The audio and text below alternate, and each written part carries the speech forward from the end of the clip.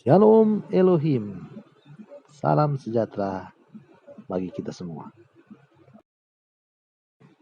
Kali ini kita akan mendengarkan kesaksian dari seorang murtadin yang akhirnya meninggalkan Islam dan menjadi pengikut Yesus Kristus. Seorang yang penuh dengan berbagai-bagai macam kejahatan dan juga ilmu-ilmu yang sakti mandraguna. Akan tetapi ketika di zaman Tuhan Yesus, hidupnya berubah. Dia berbalik, bertobat, dan terima Yesus. Yuk kita simak. Pasti dianiaya. Kita orang murtadin, ya saya orang Bandung. Ya, dianiaya, abang saya membunuh saya, digebukin. Ya, bagi saya udah biasa sebelum kenal Kristus juga ya, saya digebukin juga gitu. Itu mah udah biasa gitu ya. Tapi ada satu saya deal dengan Tuhan. Ya, saya itu begitu mengasihi mama saya. Ya, sampai saya deal dengan Tuhan. Tuhan, kau boleh ambil semua saya. Saya manajer hotel, saya digaji, nggak digaji, jadi hamba Tuhan di kampung. Oke, semua masa depan saya, semua uang saya, karir saya, Tuhan boleh ambil. Saya diusir dari keluarga saya ambil. Tapi saya minta satu, jangan sampai mami saya nolak saya. Ya, itu aja permintaan Tuhan. Tuhan ambil semuanya. Semuanya, saya bilang. Cuma saya minta satu, jangan sampai mama saya nolak saya. Ya, pendek cerita saya nulis surat. Saya lagi di Bali, saya udah 3 bulan nih. Dia dengar siapa saya. Waktu saya di Bali, saya di persekutuan doa, tentu ada telepon dari mama saya. Ibu Sandra bilang, Pastor ini phone from Bandung. Saya lagi khotbah nih. Saya begitu takut. Ya karena saya itu takut kehilangan ibu saya. Mama saya itu adalah wanita paling cantik di dunia yang paling saya kasihi dan saya hormati. Mama saya itu cantik sekali, Bu. Ya, seperti anaknya ya, juga. Bapak juga ganteng kelihatan. Tuhan ya. Ya, puji Tuhan, anak Tuhan ganteng-ganteng. Ya, Pada amin, itu saat amin, Pak. saya takut sampai saya turun dari mimbar, saya berjalan dalam nama Yesus, takut saya kehilangan mama saya. Waktu mama saya telepon, Assalamualaikum, dia bilang. Di sekolah kita bilang boleh Waalaikumsalam. Saya tanya sama Roh Kudus boleh enggak saya jawab Waalaikumsalam? Roh Kudus bilang sama saya jelas. Ya, kenapa engkau takut? Kenapa engkau malu mengatakan bahwa engkau pengikut Tuhan? Enggak tega, aku enggak tega. Enggak kuat, ya. Saya berlutut, Tuhan ampuni saya. Pada saat saya enggak mampu, Roh Kudus memampukan saya. Saya penuh dengan Roh Kudus, saya bilang, Shalom Elohim. Karena mama saya itu nanya dalam hatinya, Tuhan kamu itu masih muslim apa masuk Kristen? Karena dia sudah dengar di luar. Saya bilang, Shalom Elohim, salam sejahtera. Ya mami, saya disembuhkan oleh Tuhan Yesus. Ya saya diselamatkan dan sekarang saya jadi hambanya. Atas mama saya bilang begini, Tuhan dulu kamu jadi morfinis tetap anak saya. Dulu kamu keluar masuk penjara tetap anak saya. Dulu kamu masuk rumah sakit jiwa tetap anak saya. Hari ini mama menyesal melahirkan kamu kalau kamu murtad.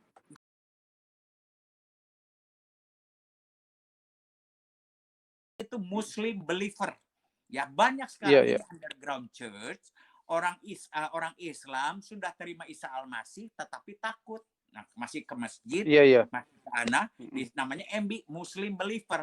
Mereka consider Muslim tetapi believer. Mereka masih mengatakan Muslim tetapi sudah percaya Isa Al-Masih. Nah, itu di bawah tanah banyak sekali. Kita nggak punya statistik yang benar, tapi semua sudah menjadi rahasia umum sekarang ini. Sudah menjadi rahasia banyak. Itu namanya MB. Nah, saya ini MBB, Muslim Background Believer, yang sudah berani mengatakan kepada dunia. Nah, kembali lagi, biasanya MB itu lewat Islamologi.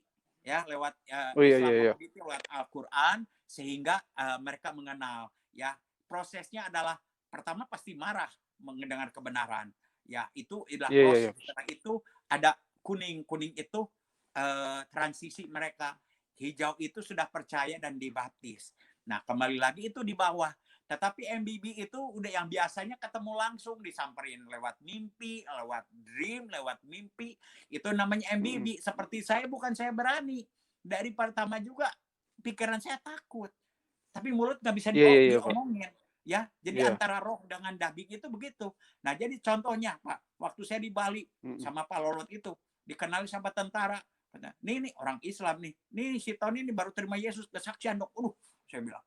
Waktu itu saya takut dia bawa pistol, mulut nggak bisa di stop Pak. Nyerosos aja mata saya lihat pistolnya. Gua ditembak nih, Itu yang terjadi. Ya. Nah, kembali lagi. Terus kembali lagi karena Roh Kudus. Ya.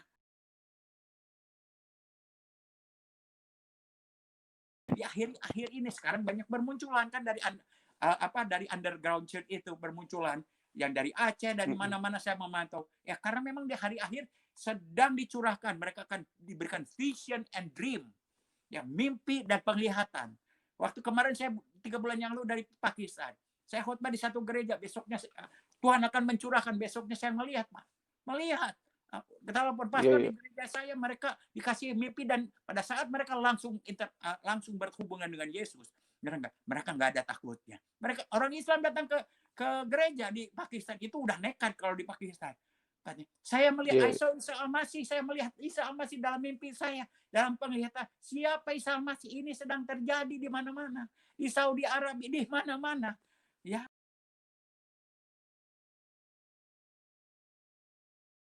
hanya dekat Allah saja aku tenang. Bagaimana aku dekat dengan Allah? Aku tersungkur di kaki Tuhan. Memuji, menyembah Tuhan. Di dalam kasih yang sempurna. Melenyapkan ketakutan. Ya, kasih yang sempurna aja. Masalah di depan saya banyak, Pak. Ya, saya hidup di kota yang paling mahal.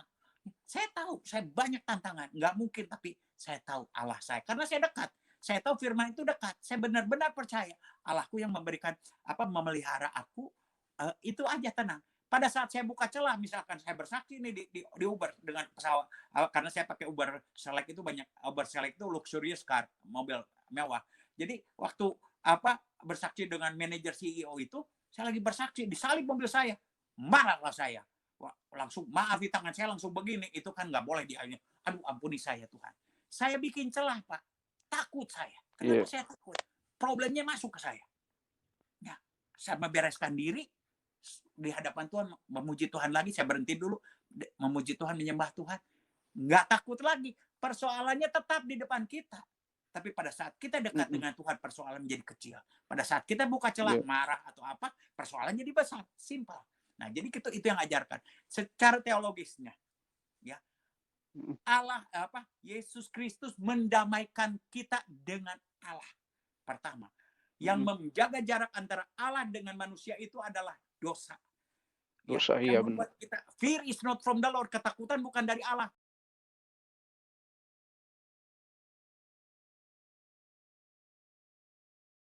Waalaikumsalam. Saya bilang, I used to be. Dulu saya Muslim. Malah langsung dia bilang, wah, you born Muslim, you die Muslim. Nah itu. Ya. Kamu lahir Muslim. Itu adalah setelah saya baca, kita ini orang Muslim lagi lahir itu udah diadanin. Ya, Ustadz di alam rohnya itu dia lahir Islam mati Islam. Kalau udah lahir Islam mati Islam, kalah debat pun ya tetap Islam. Amaluna amalukum, agamamu agamaku. Bukannya terima Yesus malah kita dibacok. Nah, kan begitu, karena itu makanya saya ini peperangan rohani, saya hancurkan dulu rohnya, ya, ikatannya. Lahir Islam mati di alam roh, bukan orangnya diitukan. Di alam rohnya kita punya kuasa di alam roh. Kedua, mata mereka terselubung. Kalau mata mereka terselubung, kita utak-utik di sana aja. Isa begini, Yesus begini. Bagi saya, calikan dulu mata rohaninya. Jadi mereka membaca kitab banyak sekali. Tapi kalau udah mata terselubung, ya terselubung. Calikan dulu dan kita berdoa hari-hari ini. Jadi itu saja. Bagi saya untuk agama Kristen tidak menyelamatkan, Pak. Pertobatannya, ya. Kerjakanlah keselamatanmu dengan takut dan gentar. Jangan kita mentang-mentang udah Kristen hidup seenaknya aja, jangan. Udah Kristen. Ini murka Allah sedang hadir nih, Bu. Hari ini murka Allah sedang dinyatakan, akan ada kesesakan yang besar yang belum pernah terjadi sebelum bangsa sedang.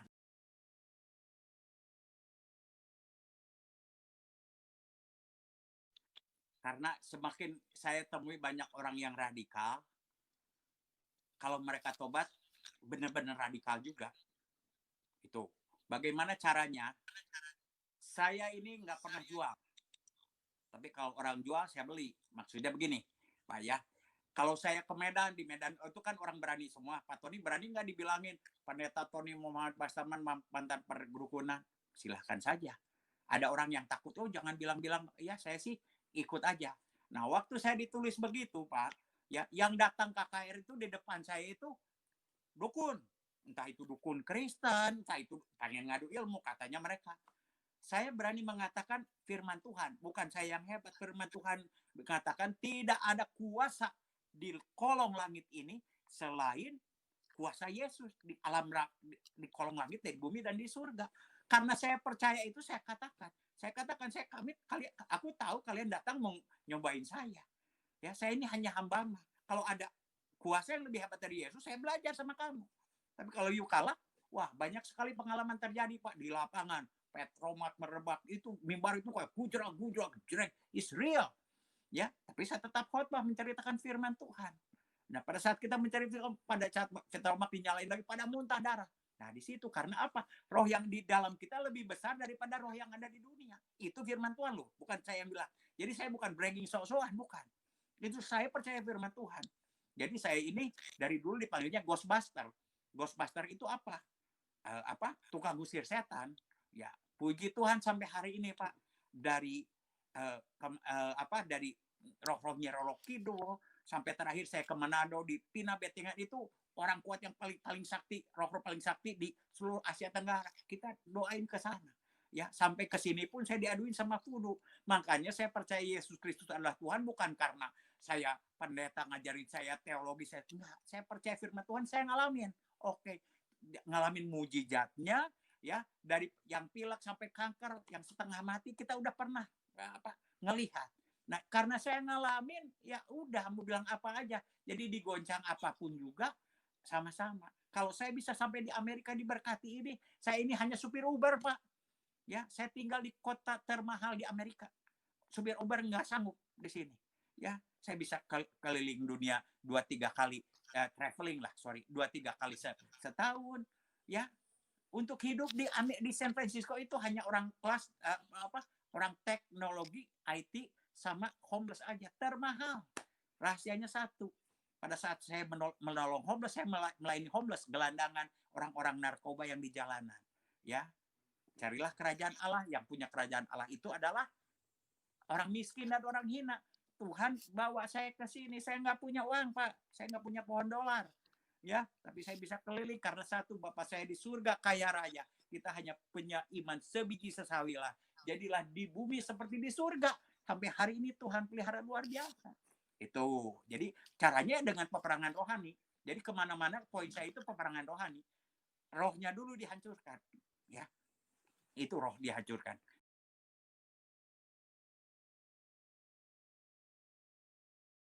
Saya bukan tantang ini, enggak. Tapi saya tidak tangin aja, roh itu otomatis akan menyerang saya. Mau radikal, mau apa, saya melihat pertobatan. Saya baru pulang dari Pakistan. Saya pulang dari Kuwait. Saya tidak itu. Karena terang itu menerangi yang gelap. Di luar Tuhan, tidak ada kuasa. Di kolong langit ini, tidak ada kuasa dan bumi. Jangan diperangin orang-orang yang itu diperangin pakai pedang. Nah, perangin rohnya. Roh yang ada di dalamku lebih besar, ikat dulu. Itulah di dunia Kang O, di alam roh itu begitu.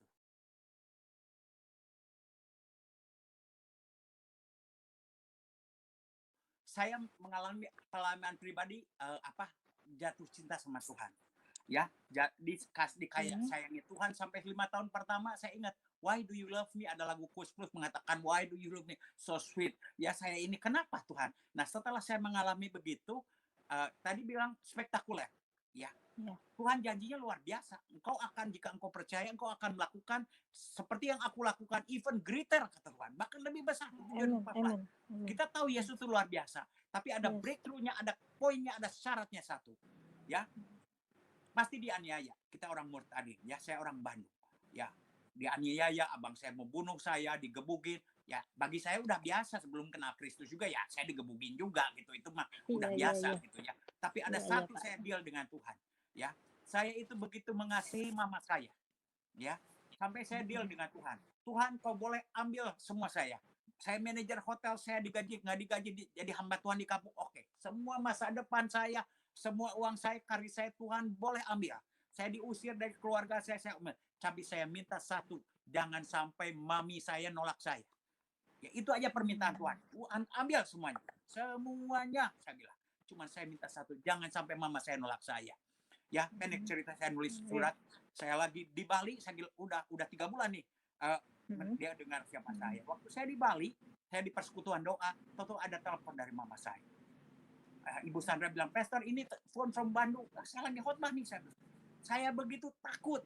Ya karena saya itu takut kehilangan ibu saya. Mama saya itu adalah wanita paling cantik di dunia yang paling saya kasihi dan saya hormati. Mama saya itu cantik sekali, Bu. Ya, seperti anaknya ya, juga. Bapak juga ganteng kelihatan. Tuhan, ya. Ya, puji Tuhan. Anak Tuhan ganteng-ganteng. Ya, Padahal amin, itu saat amin, saya takut sampai saya turun dari mimbar. Saya berjalan dalam nama Yesus. Takut saya kehilangan mama saya. Waktu mama saya telepon, Assalamualaikum, dia bilang. Di sekolah kita bilang boleh Waalaikumsalam. Saya tanya sama Roh Kudus boleh enggak saya jawab Waalaikumsalam? Roh Kudus bilang sama saya jelas. Ya, kenapa engkau takut? Kenapa engkau malu mengatakan bahwa engkau pengikut Tuhan? Enggak tega, aku enggak tega. Enggak kuat. Ya. Saya berlutut, Tuhan ampuni saya. Pada saat saya enggak mampu, Roh Kudus memampukan saya. Saya penuh dengan Roh Kudus, saya bilang, Shalom Elohim. Karena mama saya itu nanya dalam hatinya, Tuhan kamu itu masih Muslim apa masih Kristen? Karena dia sudah dengar di luar. Saya bilang, Shalom Elohim, salam sejahtera. Ya Mami, saya disembuhkan oleh Tuhan Yesus. Ya saya diselamatkan dan sekarang saya jadi hambanya. Atas mama saya bilang begini, Tuhan dulu kamu jadi morfinis tetap anak saya. Dulu kamu keluar masuk penjara tetap anak saya. Dulu kamu masuk rumah sakit jiwa tetap anak saya. Hari ini mama menyesal melahirkan kamu kalau kamu murtad.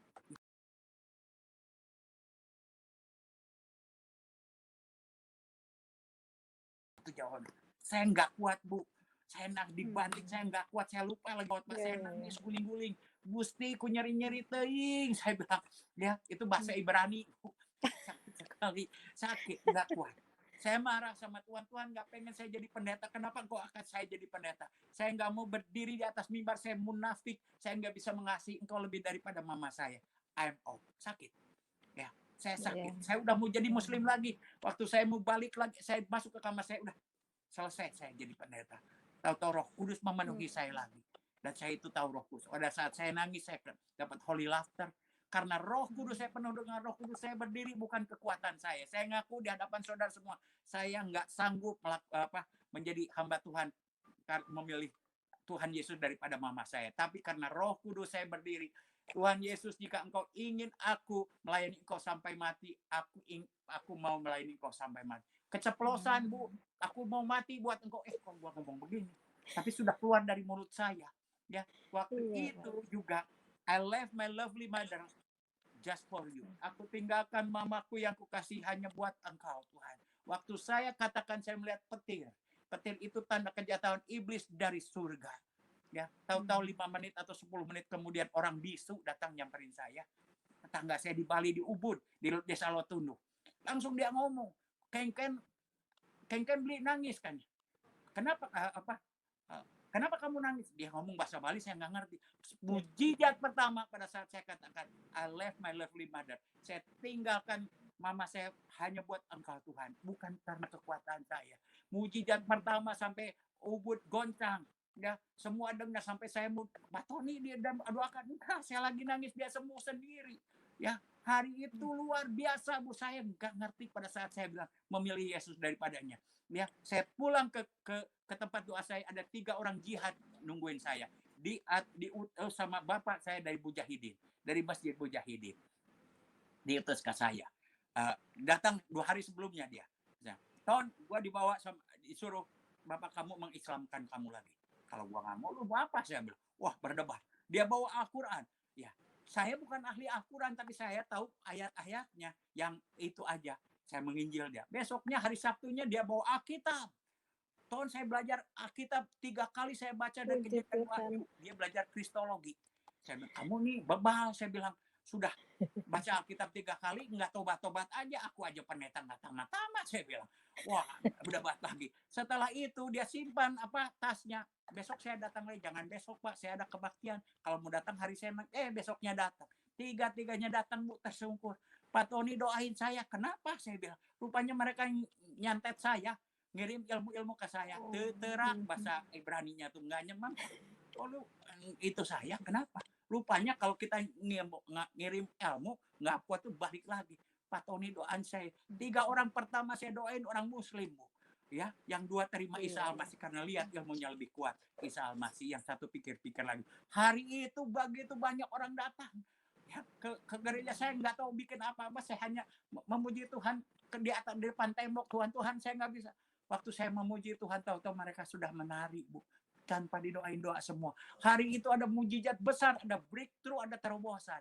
Di situ saya tersukur di kaki Tuhan. Tuhan, ini ada apa? Matius 10 ayat 37 mengatakan, ya, I don't want to be second best, for I am the best, kata Tuhan. Aku tidak mau dinomor duakan karena aku harus dinomor satukan. Jika engkau mengasihi bapamu, mengasihi ibumu, mengasihi anak laki-laki, anak perempuan, lebih daripada aku, kata Isa Al-Masih, engkau tidak layak bagiku. Yesus tidak mau dinomor duakan dalam kehidupan saudara dan saya.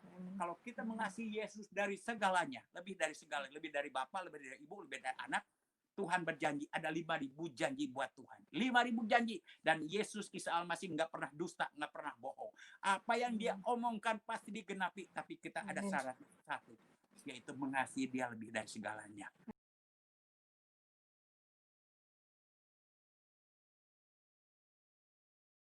Walam yakulahu kufuwan ahad. Allah itu tidak beranak dan tidak diberanakan. Amin. Karena Allah tidak beranak dan tidak diperanakan secara biologis.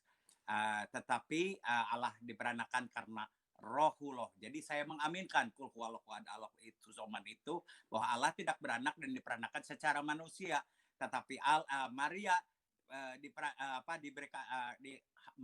hamil oleh Roh Kudus. Jadi tidak beranaknya bukan karena fisika biologis. Saya mengaminkan juga kul huwallahu ahad, Allah soman. Kul ya ayyuhal kafiran afirun la abudu mata budu wala ana. Waduh, itu sudah lupa saya. Sudah terlalu lama. Ya.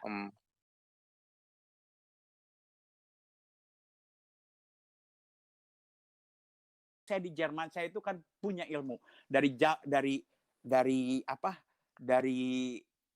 banyak, dari katakan saja dari Madura sampai Banten, hampir semua hukum kuburan keramat saya tidurin, saya pengen sakti. Nah, jadi kembali lagi, karena saya punya ilmu, saya Abdul Qadir Jailani itu. Saya Abdul Qadir Jailani itu sahabatnya Nabi Muhammad yang paling sakti. Saya puasain 7 hari, saya wirid 17.000 satu hari. Kalau saya panggil bismillah 3 kali, astagfirullah kali, la haula 3 kali, saya panggil rohnya masuk ke saya. Dan kesaktiannya saya dapat ya. Saya gampang sekali dapat kerja karena apa? Karena saya punya ilmu. Ya, kuat dibacok dan lain sebagainya. Saya nggak mau meninggikan iblis, tapi itulah kurang lebihnya. Ya, jadi saya punya kerja. Waktu itu saya di Jerman, saya dapat pekerjaan yang terbaik dalam hidup saya. Saya jadi head waiter, dining room steward, headnya, supervisor dari di kapal pesiar, sudah kasih. Ya, waktu itu pekerjaan yang terbaik. Lantas saya baca satu majalah Indonesia yang sudah robek. Amsterdam, ini surganya bagi orang narkoba. Nah, ini yang gue cari nih, saudara kasih. I didn't even think twice. Saya nggak berpikir 2 kali. Besoknya kapal mendarat, saya langsung loncat. Teman-teman saya bilang, Ton, kamu gila katanya. Apalagi kamu udah kerjaan bagus. Di Jerman bisa saya beli apa? Dari cocaine, you name it. Semua narkoba saya bisa beli di Jerman. Enggak, gue pengen pergi ke surga. Akhirnya saya pergi, kurang lebih 4-5 tahun saya. Hampir 5 tahun saya berkiprah di dunia persilatan. Ya, lantas setelah itu saya pulang ke Indonesia jadi tour leader. Nggak senang dengan sistem di Indonesia, saya pergi ke Australia dan saya lakukan apa yang sama yang lakukan. Jadi saya nggak mau mempertinggi dosa-dosa saya, nanti iblis yang senang. Saudara, sampai akhirnya capek. Enough.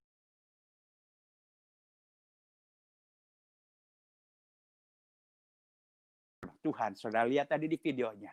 Waktu saya mau bunuh diri, saudara kasih. Ya, waktu itu saya mau bunuh diri. Karena apa? Saya difitnah. Difitnah sama bos saya. Ya, fitnah itu lebih kejam dari pembunuhan. Itu di agama saya, di agama Islam. Saudara kasih. Ya, waktu itu saya bilang, Tuhan, nggak pengen saya lahir ke dunia jadi penjahat. 2 kali saya masuk rumah sakit jiwa, saya sudah dinyatakan manic depression dari umur 16 tahun. Saya masuk Pamardisiwi, rehabilitasi paling sangar di Jakarta, di Cawang itu. Digabungin 3, maaf saudara kasih, itu yang terjadi, saya talking reality.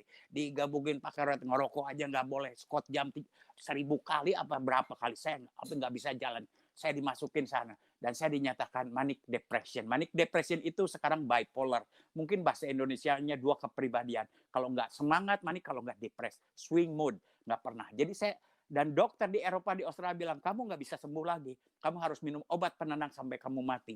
Obat penenang apakah narkoba di jalanan atau obat penenang resep dokter. Tapi semua aja, drug is drug anyway. Di jalan apa di dokter, semuanya cuman ada pakai resep sama di jalan, itulah kurang lebihnya. Jadi saya marah sama Tuhan. Tuhan nggak pengen saya lahir ke dunia kalau saya jadi penjahat, keluar masuk penjara, penyakit jiwa.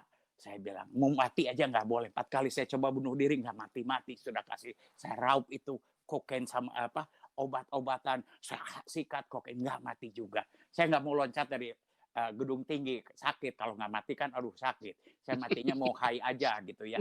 Sambil jadi high langsung nggak tahu ke surga atau ke neraka, mati deh pokoknya. Nggak mati-mati. Ya, akhirnya saya udah bawa golok saya di kamar saya difitnah sama bos saya. Saya bilang, Tuhan, saya bilang, hampir 10 hukum Taurat sudah saya langgar. Cuman bunuh orang saya belum. Mungkin saya orang mati karena jual narkoba, saya nggak tahu juga. Sedangkan waktu saya ambil, nggak bisa keluar, sudah di kamar saya. Keliling-keliling di kamar saya. Dan saya tahu itu pasti dari Tuhan, saya bilang. Kalau dari setan kan sikat aja. Akhirnya saya ambil air wudhu. Waktu saya ambil air wudhu, air itu putih. Dan keluarnya merah, sudah kasih. Saya dari dulu sering dikasih penglihatan. Ya, Kloevoyang, bahasa Belandanya itu Kloevoyang. Jadi saya dikasih penglihatan. Dan saya tahu, saya bilang, wah tangan kamu ini, kalau ambil air wudhu itu bukan cuci tangan, menyucikan tangan.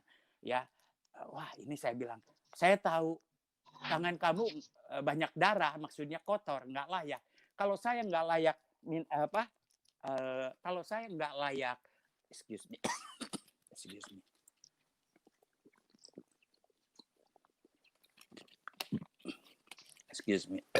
Kalau saya nggak layak wudhu, tentunya saya nggak bisa sholat dong. Karena kalau mau sholat itu wudhu. Saya berpikir, waduh, saya udah wudhu aja nggak layak, apalagi sholat. Di situ saya terakhir, saya bilang, Tuhan, kalau saya nggak bisa wudhu, nggak bisa sholat, apa artinya? Saya teriak di situ, Allahu Akbar, Allahu Akbar, Allahu Akbar.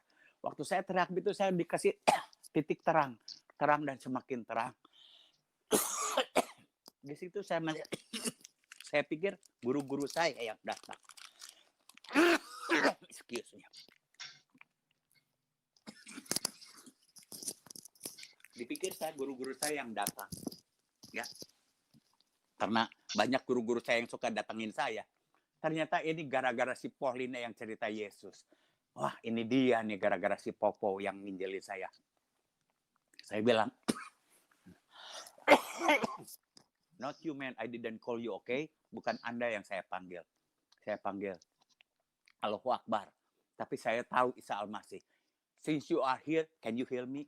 Mumpung kamu ada di sini, sembuhkan saya. Kalau memang kau Yesus Kristus. Saya nggak kenal dia, saya nggak tahu tangannya berlobang paku atau apa. Yang saya tahu, dia julurkan tangan. Lantu saya langsung diruqyah. Ruqyah itu doa pelepasan ya, di Islam itu ruqyah. Nggak ada dokter, nggak ada kiai, nggak ada pendeta. Saya diruqyah, semua ilmu saya keluar, pamacan saya, susuk dan semuanya keluar benang hitam, semuanya rontok, sudah kasih ya. Setelah 2 jam saya diruqyah dan saya tahu 14 tahun saya menderita manic depression, bipolar, sedangkan dan saya disembuhkan. Jadi saat itu saya bilang, bagi saya mudah karena kakek saya ini guru silat, sudah kasih. Ya, dia ngajarin saya, kalau kamu ngadu ilmu, kalau kamu menang ajarin dia, kalau kamu kalah belajar sama dia, itulah dunia Kang Au. Jadi waktu itu saya kagum, wah Nabi Isa nyembuhin saya. Saya tidak ada marah sama agama saya yang lain, yang lama. Saya tidak ada marah, tidak ada benci. Saya menghormati ayah saya. Ya, walaupun selama 14 tahun saya tetap sholat juga, walaupun mabuk saya sholat. Saya bilang, Tuhan kau tahu hati saya. Saya bilang ya, saya mabuk karena kesalahan bapak saya. Ya, tapi saya juga mau sholat. Jadi teman-teman saya bingung, lu mabuk juga, lu sholat juga, katanya. Itu yang terjadi. Lu urusan gue, katanya. Urusan gue ada. Jadi itulah yang saya tahu. Menurut saya mabuk itu karena kesalahan bapak saya. Jadi waktu itu, selama itu saya bilang, doa saya simpel saja. karena dari dulu saya ini pengen sakti, saudara kasih ya, dan kesaktian saya rontok semua. Jadi doa saya sama Nabi Muhammad, punten, maaf, saya bilang. Sekarang ilmu saya rontok, saya sembuh sama Nabi Isa, dokter aja udah angkat tangan di Eropa. Ini bukan dokter puskesmas, ya dokter udah di Eropa, di Australia sudah mengatakan saya nggak bisa sembuh, saya mengalami mujizat. Saya disembahkan nama Nabi Isa, saya mau belajar guru sama dia. Itu saudara kasih. Jadi besoknya saya ke gereja di Australia itu saya heboh ya, kurang lebih heboh lah ya. Jangan diceritain ke bawa anjing herder, bawa mobil besar, wah heboh dengan segala aksesorisnya. Saudara, saya ke gereja, saya cari baju-baju yang sopan. Mereka tahu saya di komunitas juga aktif, saudara kasih. Ton, ngapain lu katanya? Lu mabok katanya. Enggak, nih gue bilang, ini bukan masjid, ini gereja. Gue tahu nih, saya bilang, boleh nggak masuk?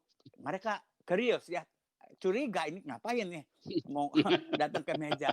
Akhirnya saya ceritakan, ya saya kesaksian dulu hampir setengah jam, ditanya jawab. Dalam hati saya susah amat masuk ke gereja, harus kesaksian dulu pertama ya. Sampai saya digeledah kayak mau masuk airport aja, saya takut bawa obat, saya bawa senjata tajam, sejak digeledah dulu, aduh kayak mau masuk airport.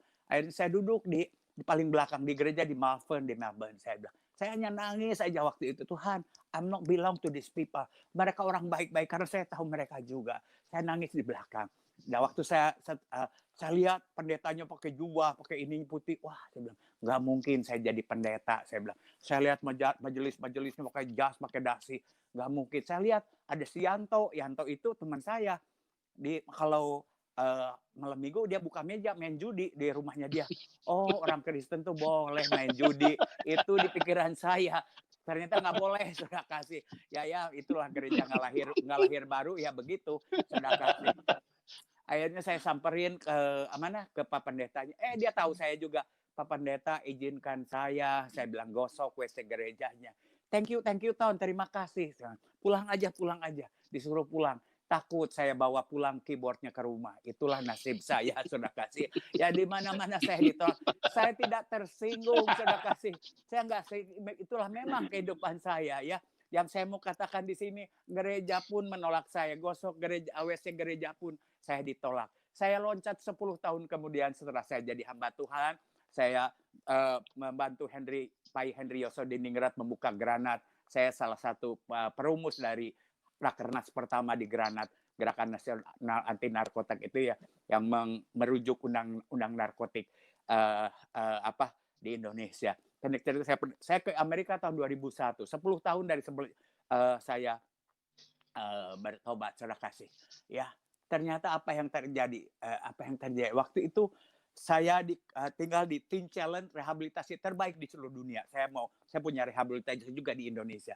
Lantas pintu kamar saya diketuk. Tahun 2001 belum ada handphone. Ada handphone tapi saya nggak bawa handphone waktu itu karena waktu itu masih keluar negeri, masih jarang lah.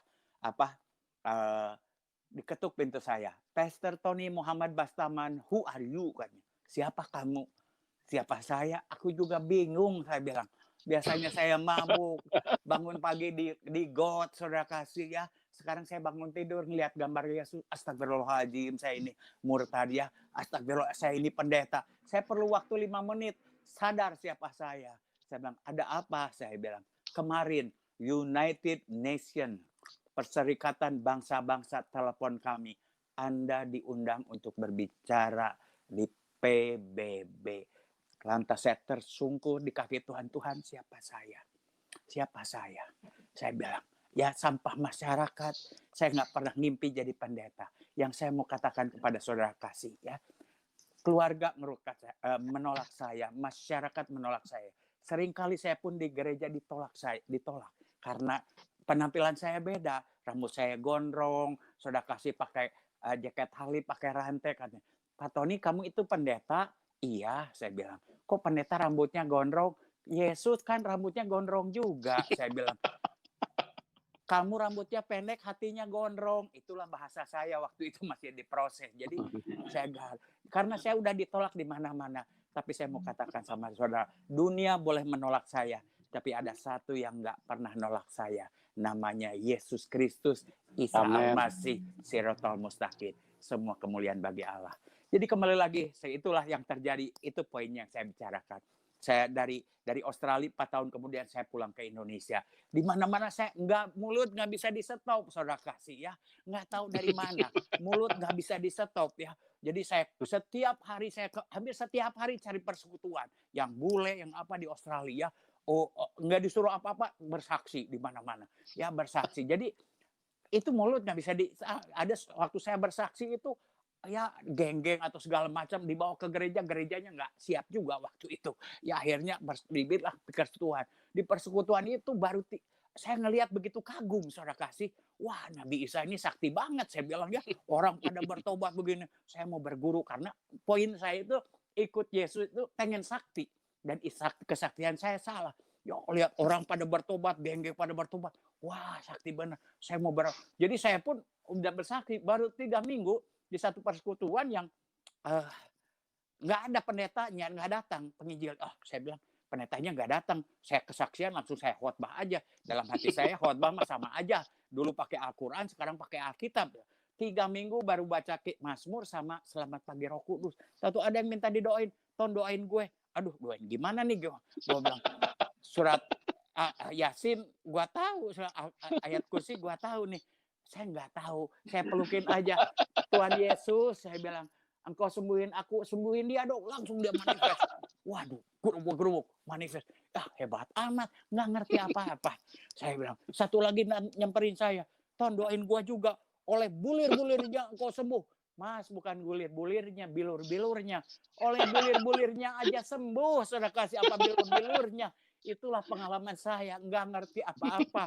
Mulut nggak bisa ditahan kemana-mana. Bersaksi, pendek cerita, banyak teman-teman yang bertobat juga. Akhirnya saya pulang ke Indonesia. Di Indonesia sekitar 94 saya pulang. Di Indonesia saya ini laku murtadin kan. Gereja panggil saya nangkring di Bali. Saya melayani dengan Palolot. Palolot itu legendaris. Kalau saudara tahun 70-80 semua orang tahu. Lolot itu preman terbesar, ketua geng Harley ya di Kute ya, Kute Legian yang pegang Kute Legian. Dia sudah jadi pendeta. Saya ketok pintunya. Pak Lolot kenal saya? Enggak, katanya.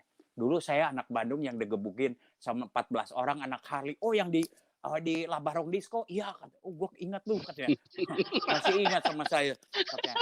Di situ saya nenteng tasnya dia aja kemana-mana bersaksi. Ya ke penjara bersaksi, di pantai anak-anak saya bersaksi di mana-mana. Nah, saya itu laku di situ ya, diundang. Pak Tony kesaksiannya 10 menit ya, kata gerejanya. Iya, saya bilang. Nggak bisa ditahan mulut. Jadi 45 menit, jadi sejam. Pendetanya bilang, terusin. Malah saya yang khotbah, saudara kasih. Pendetanya, terusin. Wah, saya direkam di situ ya. Direkam sambil, ya dari kesaksian jadi khotbah, ya sharing sambil khotbah juga, saudara kasih. Akhirnya direkamlah kesaksian saya berodar kemana-mana. Tahu-tahu ada satu gereja di Los Angeles pelayanan Harley Davidson. Dari pendetanya semuanya anak Harley. Wah, pendetanya tato semua. Lagunya Rolling Stone, The Beatles, tapi diganti lirik-liriknya jadi lagu rohani, itu namanya kontekstualisasi. Itu di Amerika. Waktu itu saya masih di Bali. Dikasih saya surat. Saya bilang, Certificate of Ordination. Apa nih? Saya juga nggak ngerti. Wah, kamu ditahbiskan. Saya bilang ditahbiskan. Saya bilang pro dan kontra di Bali pendeta-pendeta. Ton, lu nggak bisa jadi pendeta, nggak sekolah Alkitab. Gue juga nggak mau jadi pendeta. Bukan gue merendahkan diri. Saya bilang, saya ini tahu diri. Saya bilang, nggak pengen saya jadi pendeta. Akhirnya saya bingung. Ini ditahbiskan. Saya telepon Pastor Phil. Pastor Phil, I never been to Bible school. Saya nggak pernah sekolah Alkitab. Kami memantau kamu, katanya. Setelah kami berdoa, nama kamu keluar, makanya kamu tahbiskan, buka set free di Bali, katanya, bersama Pak Lolot. What? Saya bilang, dikasih, ada 7 pendeta menandatangani gereja set free baptized di bawah Tommy Barnett, saudara kasih. Wah, saya bingung ya. Akhirnya pendek cerita, saya dikirim sama Pastor Dani Hanafi dari gereja Gisi, sekolah di Harvest, saudara kasih. Ya, waktu saya sekolah di Harvest, saya baru sadar khotbah saya selama ini yang sudah beredar di kasetnya salah semua. Bukan salah semua, banyak yang salah, saudara kasih. Salah secara teologi itu salah, saudara kasih, konteksnya salah gitu. Bukan menyesatkan, tidak menyesatkan, tapi secara teologi salah. Aduh, saya bilang, di mana nih kaset saya udah beredar. Saudara kasih, saya mau kasih tahu sama saudara. Orang bertobat, orang sembuh bukan karena kita pandai berkata-kata, bukan merangkai kata-kata, bukan berdoanya, puji-puji Tuhan, Tuhan colong saya. Bukan begitu. Ya, orang bertobat, orang sembuh itu karena ada Roh Kudus. Waktu Amen. itu saya nggak kenal apa-apa. Ya, God dwelling with your broken heart. Tuhan itu hanya bergaul dengan orang yang hatinya hancur. Saya masih acak aduk, saya berantakan, masih karakter saya masih nggak ngerti apa-apa. Tapi setiap hari saya nangis di kaki Tuhan, Tuhan, siapa saya? Ya, saya nangis di kaki Tuhan. Nggak cukup kata-kata saya. Apapun yang saya lakukan untuk Tuhan nggak pernah membalas kasih-Nya. Nyawa saya pun aku berikan nggak akan pernah membalas kasih-Nya. Itu yang saya lakukan, nangis. Jadi kalau waktu saya ngomong acak adut pun doa salah-salah aja Roh Kudus ada. Jadi pada saat ada Roh Kudus, disitulah kuasa Tuhan dinyatakan. Saudara kasih kesaksian khotbah tanpa Roh Kudus, saudara kasih itu hanya informasi. Informasi ya baik karena firman tidak akan kembali dengan sia-sia. Tetapi pada saat Roh Kudus bekerja, kuasa kita mengalami kasih-Nya, mengalami bersama Tuhan, firman itu penuh kuasa. Saudara perhatikan, sharing sedikit. Raja Daud, Nabi Daud, saudara kasih. Siapa yang nggak kenal Nabi Daud? Isa pun terlahir daripada Raja Daud. Dia punya dosa yang mengerikan, saudara kasih. Ya, bini orang diembat, excuse my language, istri orang diselengkuhi, saudara kasih ya. Betseba, ya suaminya disuruh perang dimatiin. Ya, berselingkuh dengan bini istri orang. Maaf, saya juga pernah di luar, saya berkiprah di jalanan, nggak pernah embat istri orang. Ini Raja Daud. Saya bilang, kok Tuhan begitu, saudara kasih. Raja Daud punya dosa yang mengerikan, menjijikan di hadapan Tuhan, di hadapan manusia aja benci, saudara kasih. Tetapi apa yang Tuhan lihat daripada Raja Daud? Aku menampung tetes air matamu di kirbatku, kata Tuhan. Kirbat adalah tempat minumnya Allah. Pada saat Daud bertobat, pada saat hancur hatinya, Tuhan menampung pertobatan. Pada saat orang bertobat hancur hatinya, kita menangis di kaki Tuhan. Air mata kita ditampung di kirbatnya. Kirbat adalah tempat minum Allah. It doesn't matter who you are, siapapun saudara. Pada saat kita bertobat dengan ampuni, tapi kumat lagi. Bertobat itu dengan hati yang hancur, karena dosa itu menjijikan di hadapan. Jangan bangga dengan dosa-dosa, kata yang EBTGAD, jangan. Ya, jangan bangga dengan dosa itu di hadapan Tuhan menjijikan. Tapi Dia adalah Allah yang setia dan adil. Pada saat kita mengaku berperkara, Tuhan ampuni, mengaku, jangan membela diri. Ya, Tuhan hadir dan Dia bergaul, dwelling in your broken heart. Dia bergaul dengan, saudara kasih. Jadi itu poin saya yang mau katakan kepada saudara. Saudara kasih, jadi kembali lagi, saya mengatakan bukan salah berdoa apa-apa boleh, tapi waktu itu saya salah khotbah, Tuhan berbicara berada, dan orang pada saat ada hadirat orang bertemplak. Kita tidak bisa, kesombongan kita hancur di dalam hadirat Allah. Jadi itulah I'm learning by doing, ya. Nah, setelah itu saya di sekolah Alkitab, saya di Harvard ditanya sama Pastor Jimmy Untoro, Sidoda daripada Gizi. Tahun kemana? Katanya, visi kamu. Saya bilang, London, sir. London, saya bilang, benar. Kata, ya, saya berdoa bajak nubuat orang London. Kita berdoa, nanti kalau memang rancangan Tuhan, aku kirim ke London.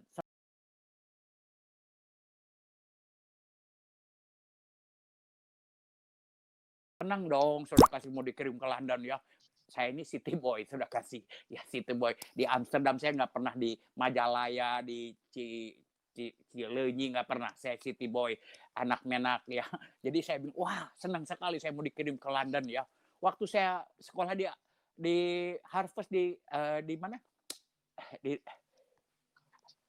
Karawaci. Sekolah ya Karawaci, di Pelita Harapan situ. Ya, tahu tuh, Ton katanya, Lombok perlu orang. No, Lombok. Saya bilang London. Saya nggak mau ke Lombok. Puji Tuhan, saya nggak dikirim ke Lombok. Saya berdoa untuk Lombok. Pada saat saya liburan, saya membantu Pastor Edo Lantang di GC Bandung, saudara kasih. Ton, bantu kami. Iya, almarhum sekarang sudah meninggal. Ya gini, Saya lain di Cimahi, sudah kasih. Dalam 3 minggu, kalau nggak salah saya baptisin sekitar 17 orang. 20 lebih orang bertobat. 17 orang di Cimahi, sudah kasih. Ya udah kamu buka aja di Cimahi. Nah, saya bilang, nah, Cimahi. Saya bilang, no, thank you. Wah, disuruhnya saya buka di Cimahi, saya berdoa. Tapi, waduh Tuhan, saya mau ke Landan, saya nggak mau ke Cimahi. Waktu itu pertumbuhan saya. Sampai saya berdiri di mimbar di GC Bandung. Saya nggak mau dikirim ke Cimahi. Maaf, saya bilang. Ya, latar belakang saya bukan di Cimahi. Bukan saya sombong. Saya nggak mau naik Honda bebek. Saya mau naik Harley. Saya bilang nggak nyambung pengalaman saya. Tetapi kalau Tuhan suruh saya ke Cimahi, saya akan pergi juga. Saudara, saya nggak mau. Tapi kalau Tuhan suruh, saya pergi juga. Saudara, puji nama Tuhan. Dalam 1 tahun kita baptiskan lebih dari 125 orang. Preman, copet, garong, pelacur, sampai bencong dan juga kita baptiskan. Beri kemuliaan buat Tuhan Yesus Kristus. Saudara kekasih, yang saya mau katakan, ya, saya nggak ngerti apa-apa. Ya, saya nggak ngerti apa-apa. Ya, Tuhan menyuruh Yunus, Nabi Yunus di Al-Quran itu, disuruh ke Niniwe, tapi dia pergi ke Tarsis. Ya, Yunus pikir di Tarsis itu juga pelayanan. Banyak hamba Tuhan bilang, pelayanan mah di mana aja, yang penting pelayanan. Enggak begitu. Kalau mau jadi hamba Tuhan harus tahu kemana Tuhan suruh. Yunus pergi ke Niniwe, disuruh ke Niniwe, dia pergi ke Tarsis. Saudara tahu, dicapluk ikan paus, mengap-ngap sampai 3 hari, akhirnya dia bertobat. Ya, pada saat dia bertobat, dia kembali lagi ke Niniwe. Dan Niniwe ditunggang balikan oleh seorang Yunus. Yunus bukan orang hebat. Ya, tapi dia taat pada Tuhan, taat di dalam rancangan Tuhan. Tuhan bekerja.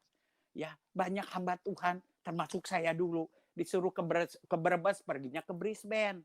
Disuruh ke New Delhi, ke India, perginya ke New Jersey. Tidak terjadi apa-apa. Puji Tuhan, bahasa roh, kira baba, saya nggak anti bahasa roh. Sudah kasih dari pagi sampai malam saya bahasa roh. Tapi jangan bahasa roh, utang bayar dulu. Jangan bersaksi di mana-mana, kita belum beres dengan Tuhan. Sudah kasih. Mimbar bukan main-main. Jadi yang saya mau katakan, taat di dalam rancangan Tuhan. Saya menikmati saudara sekasih di Cimahi. Kenapa? Nggak punya duit. Tapi saya dihormati karena dari sampah masyarakat. Jadi ya saudara kasih Tuhan, saya bilang. Dari 80 orang waktu itu jemaat saya hanya 4 orang bayar 40-an. Karena yang lainnya nganggur. Kalau dokter bertobat masih bisa jadi dokter. Tetapi kalau copet bertobat nggak bisa jadi copet lagi. Saudara kasih kehilangan pekerjaannya, skillnya nggak ada. Sampai kadang-kadang tidur 20 orang, 30, sampai pernah 40 orang. Tidur di gereja. Nganggur semuanya. Tuhan, tugasku sudah selesai. Mereka sudah bertobat. Engkau tanggung jawab. Kita makan dari mana? Kita nggak percaya orang benar tidak pernah minta roti sampai anak cucunya. Dikasih supermi 1 box dari gereja Bandung. Saudara kasih di situ saya melihat mujizat demi mujizat setiap hari. Orang nggak kenal yang ngasih beras. Orang naik beca nangis di depan gereja saya. Ibu-ibu, ini gereja atau Harvest Center kan? Ini gereja apa kursus bahasa Inggris? Gereja Bu, pendetanya mana lagi mandi sambil nangis diturunin berasnya. Ini beras buat di sini ya, biar ibu beli lagi. Nggak kenal, kita ngalami pemeliharaan Tuhan. Orang benar nggak usah minta roti. Ya, saya beli pisang goreng, comro, Bu, tolong goreng semuanya. Banyak amat, Pak. Iya, goreng aja, saya bilang. Bapak tinggal di mana? Itu di pengkolan, di pojokan. Oh, ini Pak Tony Bastahman yang suka ngusir-ngusir setan, katanya. Iya, langsung saya dikeluk kaki saya. Aduh Pak, hatur nuhun, itu si Hisar Tambunan sekarang jadi gemalan. Itu preman edan, katanya sekarang bertobat gini-gini. Makasih, nggak usah bayar. Enak benar, ibu ini saya udah nggak usah bayar. Enak sekali, sudah kasih jadi pendeta itu, beli combro aja gratis walaupun saya punya uang ya. Saya merasa dihargai, ada rekonsiliasi dalam kehidupan saya. Di stop, di lampu merah. Waduh, pas khotbah lagi. Cuman ada 1 di Cimahi lampu merah waktu itu. Saya bilang, Pak, maaf, saya bilang. Kau tidak lihat, orang Batak galak-galak. Kau tidak lihat, itu lampu merah. Maaf, Pak, saya lagi cepat-cepat. Saya mau ke gereja. Oh, Anda pendeta. Siap. Waduh, saya bilang, enak dihargai, saudara kasih. Silakan jalan, nggak ditilang, saya bilang. Kasih natsnya. Waduh, saya bilang, enak benar jadi hamba Tuhan. Pada saat saya menikmati jadi hamba Tuhan, Tuhan bilang, katakan, tinggalkan pelayananmu, layani narkoba. Nggak mau Tuhan. Ngapain saya ngelayani narkoba? Sampai hari ini narkoba itu nggak ada obatnya. Sampai hari ini. Saya sudah keliling dunia. Sampai hari ini. Nggak mau Tuhan. Saya bergumul dan ngomong, oke. Saya bilang, kalau Tuhan mau saya bikin panti narkoba, saya nggak mau bikin rumah sakit. Konsep yang salah. Rumah sakit, bawa ke rumah sakit, sakit namanya juga rumah sakit. Saya nggak mau bikin rumah sakit. Saya mau bikin miracle center. Rumah mujizat, karena mujizat saja yang bisa menyembuhkan narkoba. Saya berperkara dengan Tuhan. Lantas Tuhan berperkara juga. Dia berbicara 3 hal. Jelas, 1 compassion, belas kasihan. 2 non-profit, tidak mencari keuntungan. 3 equality service. Equality dari anak jenderal sampai anak tukang oncom sama. Oke, duitnya mana Tuhan? Tuhan nggak bilang lagi. Wah, gimana sih Tuhan nih? Nyuruh bikin rehab kan harus perlu duit. Datang 3 anak ke gereja. Pastor, saya sakau. Sakau itu sakit karena engkau, katanya. Mau berhenti, oke. 3 orang, saya kunci di kamar saya lempar tuh kuncinya keluar. Pastor, mana obatnya? Nggak ada obat-obatan. Jadi pakai apa? Di dalam Kristus tidak melebihi kekuatanmu. Jadi bagaimana? Lu masih dalam Kristus. Bertobatlah mereka 3 tanya. Kita doa jengkang-jengking. Saudara kasih puji nama Tuhan. 3-tiganya sembuh. 1 orang ada lapor. Seorang konglomerat, saya nggak usah katakan namanya. Ya, punya 50 yayasan di Indonesia. 50 yayasan. Dan anaknya dipanggil saya. Saya nggak tahu ternyata anaknya kena juga. Sudah kena narkoba. Tuhan bikin rehabilitasi narkoba. Oke, fine. Tapi 3 hal. Non-profit, belas kasihan, equality, whatever. Pakai ini saya. Di Gunung Pancar, di Sentul. In the middle of nowhere. Wah, jalannya off-road, saudara kasih. Susah masuk ke sana aja. Pendek cerita, saudara kasih. Kita modal sayanya doa pelepasannya, tengkang saya, tengking saya. Itulah modal saya. Saya dipanggilnya Ghostbuster, tukang tengking. Itu aja modal saya. Ya, saudara kasih. Banyak mujizat terjadi. Tetapi defisit itu kurang duitnya. Karena kita nggak pakai tarif. Satu-satunya rehabilitasi di era saya nggak pakai tarif. Saridonya. Ya biasa bayar di luar sana 2 juta, karena Saridonya ngasih 300. Nggak apa-apa. Akhirnya panggillah si Mr. X, bos saya ini. Partner saya, bukan bos saya yang di atas Yesus Kristus. Ton, income 1 juta, pengeluaran 6 juta. Aduh, saya bilang gimana? Jadi gimana dong? Saya bilang, nggak bisa begini. Gini aja, break even point-nya berapa? Kalau semua bayar 750.000, nggak untung nggak rugi. Ya udah, kita tarif 750.000 katanya. Yang nggak punya duit, di subsidi silang, tapi tetap kita layani. Wah, benar juga, Cengli. Saya bilang, enak dong, hebat, luar biasa. Dia teman saya ini, partner saya ini, penasihatnya Gus Dur. Wah, asik, saya bilang. Waktu saya doa, saya ditengking sama staf saya. Pakai bahasa Inggris, my servant, why don't you trust me? I'm the Lord the provider. Kenapa engkau tidak percaya, katanya, bahwa aku Allah yang bisa memberikan segala kebutuhanmu. Waduh, saya bilang, gimana nih? Saya datangin ke partner saya, Mr. X. Bos, I love you, I respect you. Tapi Roh Kudus bilang, katanya, jangan pakai tarif. Tuhan mengasihi orang-orang yang memberi dengan sukacita. Waduh, saya bilang, enggak. Nah, inilah orang Pentakosta, katanya, God tell me terus. Kamu percaya itu suara Tuhan? Percaya. Sudah, apa yang terjadi? Saya udah kasih. Kalau kamu mau jalan sendiri, silahkan jalan sendiri. Saya angkat tangan. Waduh, saya bilang. Saya pergi lagi sama staf saya. Si bos cabut nih. Income 1 juta, pengeluaran 6 juta. Apakah kita mau melayani Tuhan? Digaji, nggak digaji? Kita melayani. Nggak ada staf saya yang angkat tangan. Nggak ada apa. Ya.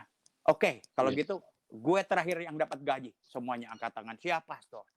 Doa saya nggak ada income 1 juta, nggak ada donation. Doa saya jengkang-jengking. Dari 1 jam jadi 6 jam sehari. Saudara kasih. Puji Tuhan. Bulan pertama, income-nya 7,5 juta. Pengeluaran tetap 6 juta. Tuhan memberikan. Dari no name. Nggak pakai proposal. Nggak pakai apa-apa. Semuanya. Nggak pernah di Saridonya. Tuhan mencukupi. Itulah kurang lebih. Dan mujizat apa yang terjadi? Saya akan berbicara mujizat. Karena apa? Di dalam Kristus, 1, kita diselamatkan. Kedua, dirubah kutuk menjadi berkat. Saudara kasih. Amen. Ya.